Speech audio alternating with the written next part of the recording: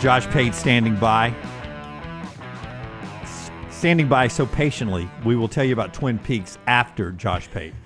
I'm going to put 29-degree ice-cold beer on hold and other things that you get at Twin Peaks to talk to Josh Pate, who's fresh off his honeymoon. I corrected Brown like I knew Josh Pate's life one day pre-show. You had a celebration down on the Gulf Coast, and I thought it was after your honeymoon, and I was like, we should get Josh Pate on this week. And he's like, I think he's on his honeymoon. And I was like, no, he's back from his honeymoon. He just had a celebration down on the Gulf Coast. Brown knew you better than I did, Pate. Congratulations. Beautiful bride. Good time to be Josh Pate. Honeymoon, best time ever. I loved my honeymoon. Those 8 days didn't seem like I had a care in the world. How was your honeymoon? Okay, you threw a lot at me. I mean, about 8 questions right there. Great honeymoon. It occurred to me because HR brought it to my attention. I had not taken a vacation day since 2020. So I took 7 of them consecutively, easily a record for me. We went to St. Lucia. I had to get a passport because it will shock the 3 of you to learn I had never left the country. I had barely been south of the Okefenokee Swamp for a long time. So I certainly had not left the country. So I went down to St. Lucia. It was great. All I did was ask a bunch of head coaches who have gone on vacation down there to send me to have their wives send me all their planning, all their itineraries and stuff. And we just kind of selected like a best of from all the vacations that people who vacation regularly have taken. It was great. There were volcanoes down there. There was just a lot of stuff that I've never seen before. And I think St. Lucia, I got to exchange currency. I got to dabble in a foreign language. It's none of that. It's basically just like going to Miami. It's great, except it's a little bit further south than Miami. Yeah. Miami, but further south. Yeah. St. Lucia. Sounds great. I saw you in a hammock, I think. Okay. Can you believe that? Not even AI generated either. I don't know what became of me. I love a hammock. I loved your new bride. All of a sudden is the video coordinator for the Josh Pate platform. I love that. She got a lot of producer credits. I'm going to assume you didn't see a Street and Smiths or a Phil Still in the local market down there. I saw some magazines, Lance. That's about as specific as I would like to be on what I saw in the marketplace down there. But no, I did not lick the index finger and crack one of those open yet. I'm behind on my preview magazine consumption. I'm way behind. Some of my buddies have already gone cover to cover on those things. And they're like, can you believe what Lindy said and Antlon said? And I'm like, I cannot, because I have not delved in quite yet. Hey, something we brought up last week, 6 teams, according to SI, that are spending $40 million plus this year on their rosters. And it was a lot of the usuals: Ohio State, Oregon. You guys might be able to help me. Ohio State, Oregon, Texas. Notre Dame, right? Notre Dame, Texas Tech, and Miami. Those were the 6 teams. First of all, do you believe it? Are they that head and shoulders above everybody else as far as what they're spending? Are there other teams in the neighborhood? And what does that do for teams like Texas Tech and Miami? Yeah, well, to answer your first question, yeah, I believe it. I think you got to specify, and I don't know if they did. I don't know if the articles out there do this, but you got to specify about the value of a compensation package versus the amount of straight cash you're putting in someone's hand. Like a lot of these guys, as has been written about a little bit, they're baking in all kind of value into their deals.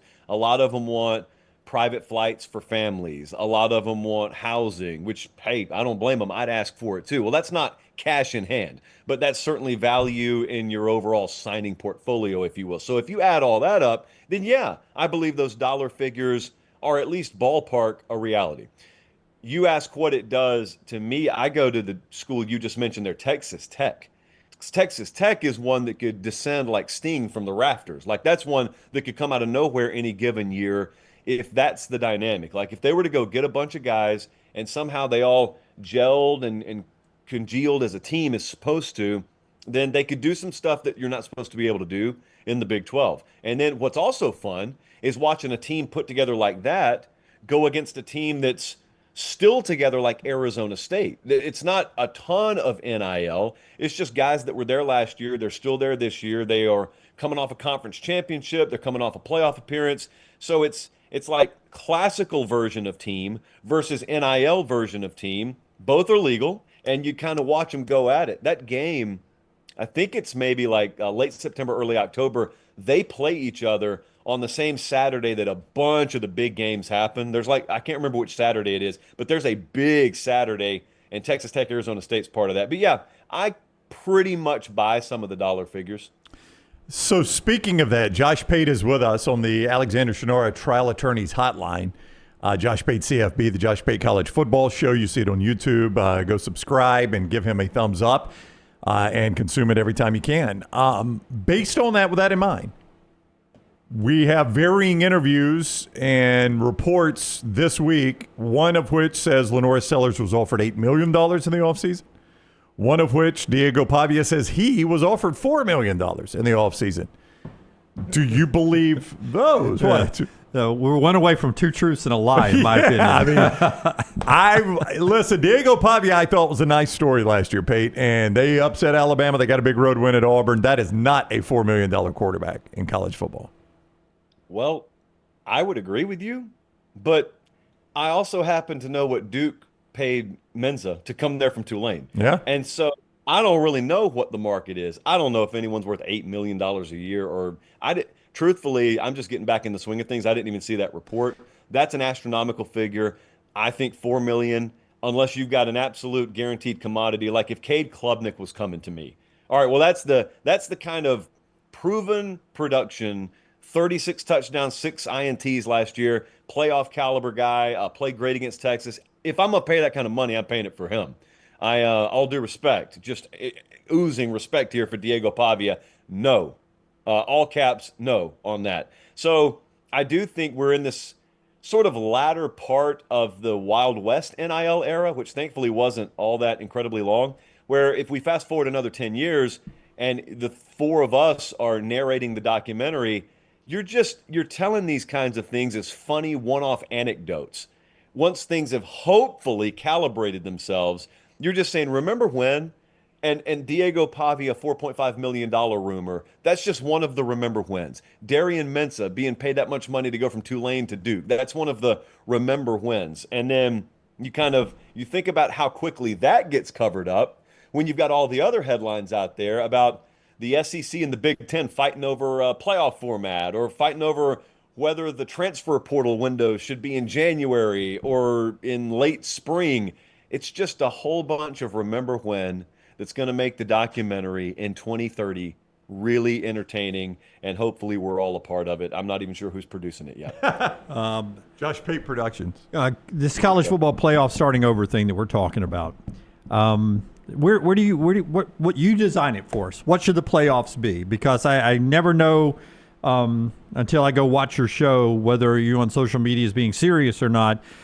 Is the SEC plan ruining college football's regular season? Is the Big Ten plan do this or that?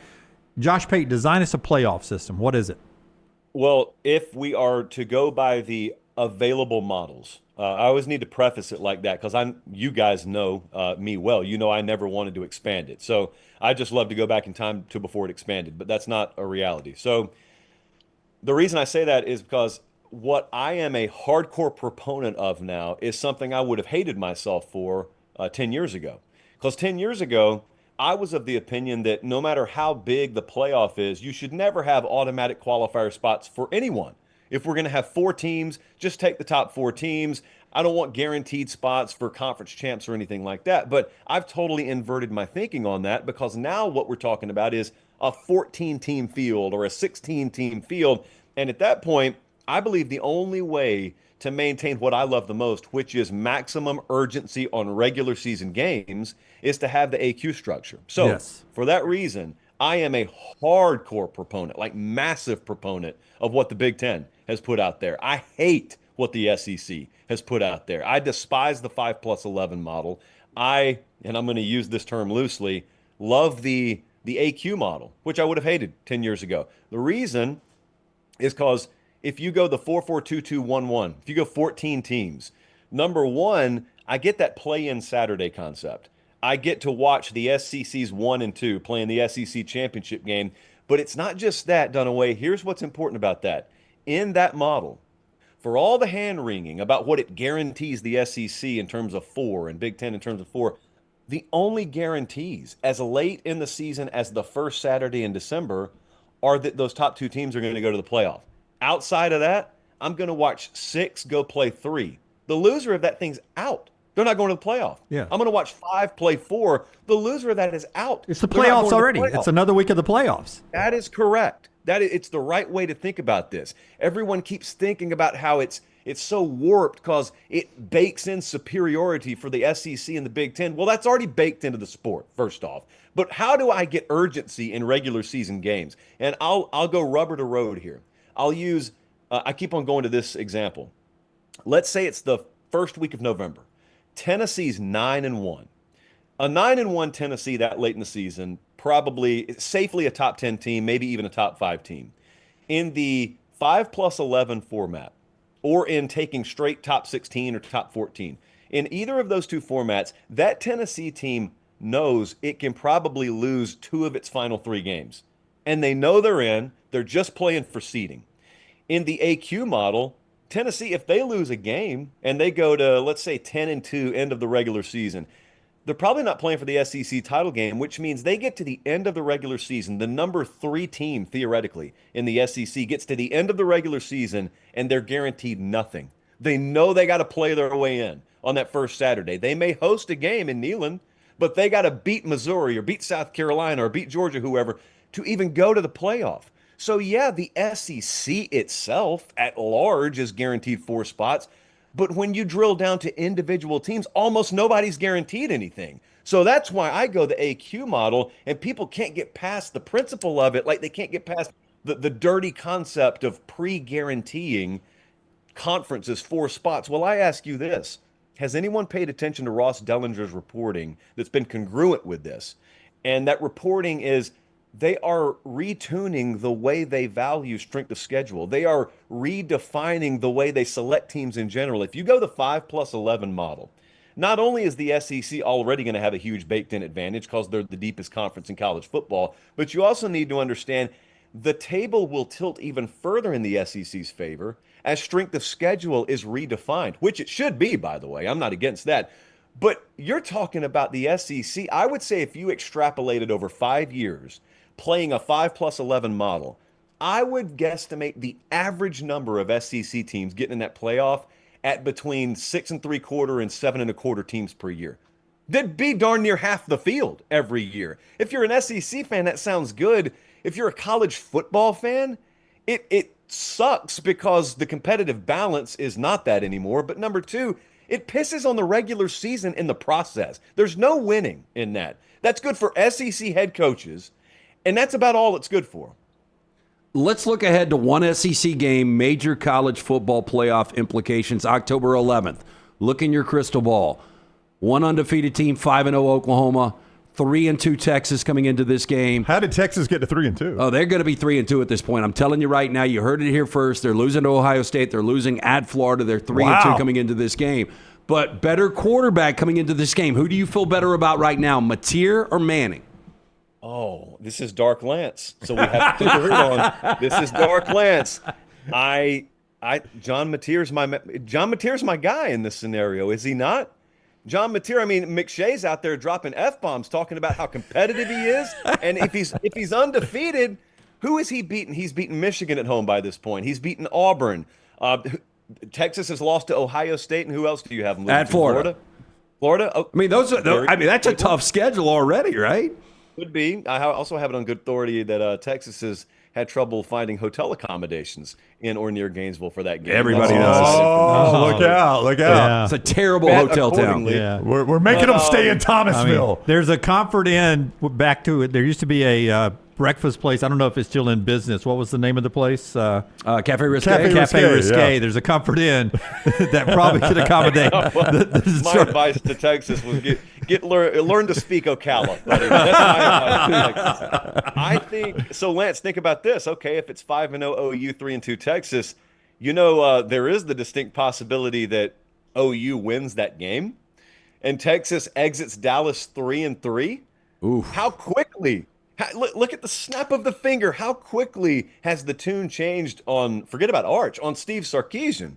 That's how quickly the grains of sand can change in the hourglass. But that's going to sound crazy, that whole scenario you just presented. But you go to Ohio State, you go to Florida. Texas is either a dog or a short favorite in either of those games. OU should be favored against Michigan and against Auburn. This very well could happen. It sounds crazy, and yet it's totally foreseeable. Hey, nobody listens to me. You run with it. I'm telling you, this thing's going to play out, and Mateer is going to be the talk of college football. I agree with you. I think he's going to be great. I have been a hardcore proponent of his. Like, I put OU in my top 10 based off expectation that he's going to be that guy, and everyone freaked out. I get it, because the biggest image in your rearview mirror is them being terrible last year. But I don't think they were a terrible team. They were a really good roster that was just totally toxic at quarterback. It was an oil and water fit between Jackson Arnold and that entire offensive staff. So both of those have moved on respectively. And not only did you bring in a QB that's, I think, the answer, you brought in his coordinator with him. So there's not that acclimation period. So, all right, we've booked that. Undefeated Oklahoma, barely above 500 Texas, a poverty program by that point. Yep. Yep. And at that point, But at 3-3, are they out of the top 25? yeah, and at that point, people are piling on Arch Manning. Oh, yeah. And at that point, Manning Blast is out drawing viewers than Manning Cast does. At that point. Yeah, okay. So I see what you did there. Yeah. So we got to go. I thought he was going hood again. we were going dark, All right, dark hoodie again. Yes. Go watch Josh Pate's show. Someone mentioned it, and I saw this. Someone mentioned it in the chat room. Pate tells a story on a recent show, I believe it was Sunday Night Show, about when he didn't have two $20 bills to rub together, but he wanted to go see a certain coach speak, and it changed his life. He begged, borrowed, and stole to get in, and it changed his life. Cool story there. So was that on Sunday Night Show? Do you remember, Josh? Dude, I don't even remember what I said on Sunday night, but I know the story they're talking about. Well, Yeah. is this one of the reasons you didn't travel? Like you said, you've never been out of the country. Is it because monetarily you didn't have the resources? Yeah, man, I had no money. I've only had a little bit of money in the past 4 years in my life. I never had anything. So Panama City or bust was the old family credo growing up for me. People talked about Destin, Lance. Destin was the Riviera. Uppity, There's yeah. no way they're letting me in there. Destin, come on now. That was across the bridge. There's no way they're letting me in there. Did y'all even get to go out to eat one night, or was it all sandwiches on the beach and then? Angelo's Steak Pit. You had to have gone to Angelo's Steak Pit. The first time I went to Angelo's Steak Pit, it was, it felt like a field trip, honestly. And then I just kept pressing the button on that little cowboy who says, Angelo's Steak Pit. I just kept pressing the button over and over again. I wanted to get up on the cow. I wanted the photo op. I wanted everything. No. It was, do you remember at Panama City, like when you would come in, you would turn onto Thomas Drive. There's a little breakfast diner there. And two things I remember. You could get Indian head pennies out of the quarter machine. Quarter for a penny. Somehow the transaction made sense. What a And deal. then number two, it's the first place I ever had chocolate chip waffles. So that was a delicacy to me. I love that place. Oh, Yeah. yeah. Quarter for a penny. That's it. What are we going to do with this machine? Make 24 cents a transaction. I'll go and tell you. Hey, look, man. Times like that, you appreciate like having art on your wall behind you. That's right. Hey. Look at that magnolia. Yeah. That's gorgeous. Homegrown right there. It's gorgeous. There was a reason I walked over to you that night in Bryant-Denny Stadium, man. We're mud puddle people. It's perfect. Was that the first time y'all met? We'd seen each other, but that was the first time I actually talked to him. Oh, okay. Yeah. Jim was sizing you up first. Who is this? How do you get it? Josh Pate's college football show Sunday, Tuesday, Thursday. Follow him on social media at Josh Pate CFB. See the show on YouTube. Pate, it is always fun to talk to you. Thank you so much for the time. Could not like that guy anymore. That's right. Thank you, I buddy. appreciate it, guys.